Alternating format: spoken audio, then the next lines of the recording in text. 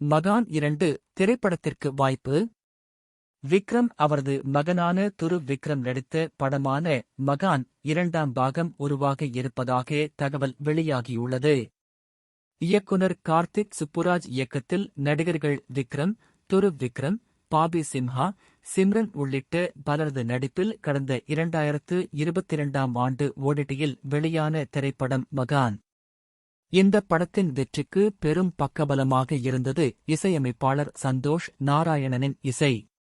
விக்ரம் நடித்த சாமி மற்றும் பொன்னியின் செல்வன் ஆகிய திரைப்படங்கள் 2 பாகங்களாக வெளியான நிலையில் தற்போது அவர் நடித்த மகான் திரைப்படத்தின் 2ஆம் பாகமும் உருவாக வாய்ப்பு இருப்பதாக தெரிகிறது.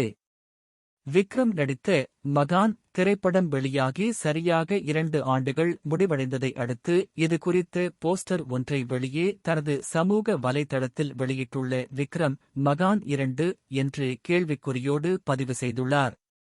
தந்தை மகனான விக்ரம், துருவ் விக்ரம் நடித்த மகான் திரைப்படத்தின் கதாபாத்திரங்கள் பெரிதாக பேசப்பட்டன.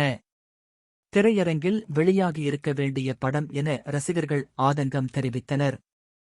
இதனையடுத்து மகான் 2 திரைப்படம் உருவாக வாய்ப்பு இருப்பதாக கூறப்படுகிறது.